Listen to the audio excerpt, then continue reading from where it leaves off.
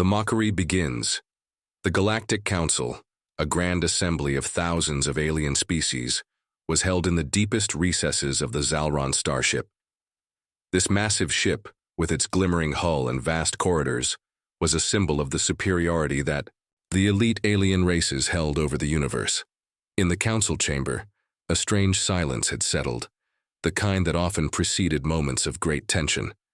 Commander Naren, one of the most powerful beings in the galaxy, stood at the center of the room. Her silver skin shimmered under the artificial lights, her translucent wings pulsing with energy. Behind her, several species, tall reptilian figures with claws, short and bulbous creatures with large eyes, and others of strange shapes and forms, watched intently. All were united by one common cause, the mocking of humanity. "I fail to see why we are still discussing the humans," Commander Naren sneered, her voice sharp.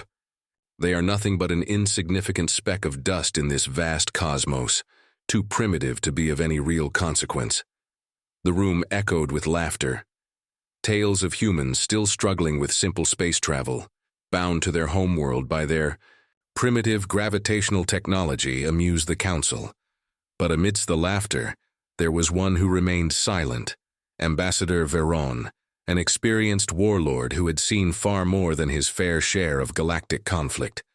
Veron had once served as the leader of the Varanok fleet, a species known for their deadly and strategic mastery. He had watched human forces from afar, always intrigued by their survival instincts, but never daring to speak up. However, on this occasion, Veron knew that the Council's dismissal of humanity was a grave error. He sensed something deeper, in the humans, something the others had yet to see. "Perhaps we are underestimating them," Veron muttered, his voice barely audible. But his warning went ignored, drowned out by the chorus of laughter from the council members. The test of gravity, months passed, and the mocking tone of the council slowly faded as whispers began to spread across the galaxy. Humans were preparing to unveil something entirely new. The Hercules was a ship unlike anything the galaxy had ever seen. Designed by Earth's most brilliant minds, this warship could manipulate gravity itself, creating artificial gravity wells capable of warping space-time. The Council, still skeptical, issued an order to inspect the Hercules firsthand. Commander Naren was chosen to witness its power, her arrogance driving her to accept the challenge. She was convinced that humanity's gravity technology was merely a crude, ineffective weapon. But when the Hercules arrived, the Council was stunned. The ship, much larger than any craft the aliens had encountered, glowed with an eerie, unnatural light. Its form was sleek, almost graceful, yet radiated an overwhelming energy that none could explain. When the humans initiated a demonstration, the room held its breath. A single command from the human captain, and the Hercules unleashed a gravity field so powerful it tore through the very fabric of space itself. Starships that had been in close proximity suddenly found themselves pulled into a spiraling gravitational vortex.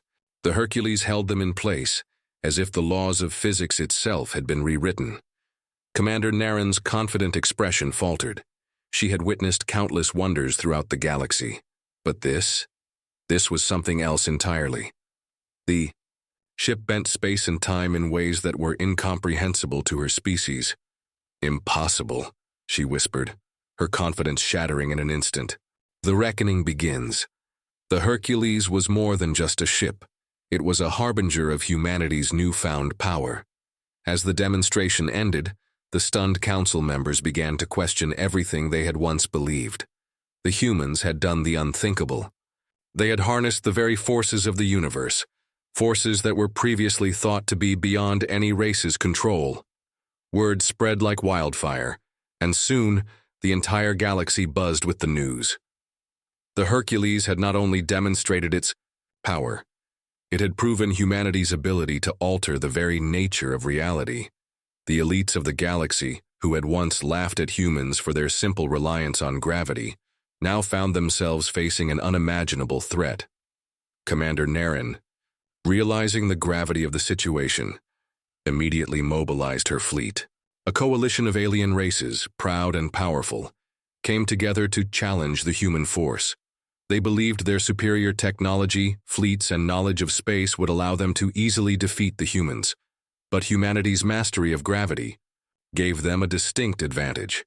The first battle occurred near a gas giant, where the Hercules faced off against Naren's flagship. As the Hercules released a focused gravitational pulse, Naren's ship was pulled into a massive vortex, its systems failing under the crushing force. The galactic elites who had once mocked humanity were now helpless before them. The gravity war what followed was the beginning of the most intense conflict the galaxy had ever seen. Humanity's fleet, now equipped with multiple Hercules-class warships, took the initiative, launching attacks on alien strongholds. The once invincible alien forces, who had dominated the galaxy for centuries, were now on the defensive.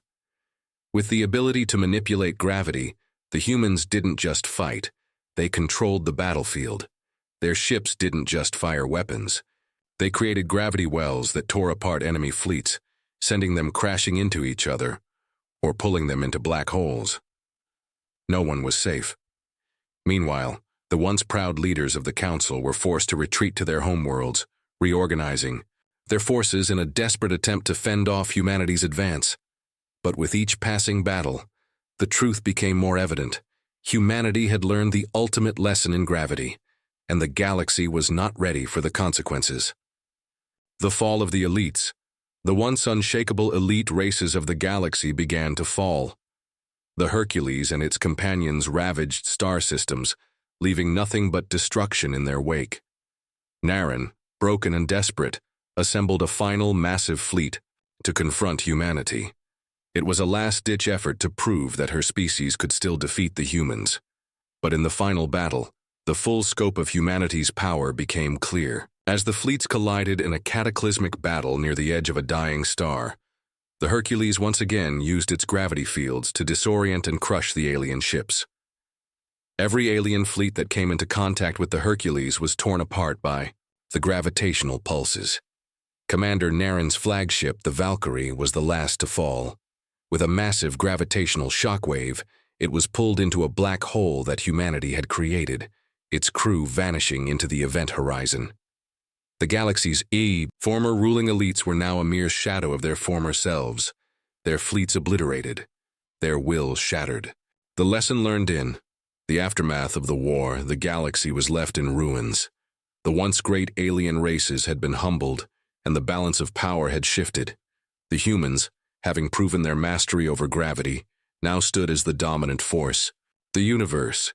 Ambassador Veyron, the last surviving representative of the former elite races, approached the humans with a plea for peace. He had witnessed the destruction firsthand, and he knew that continuing the war would only bring about the galaxy's demise. "The galaxy cannot continue in this way," Veyron said, his voice weary.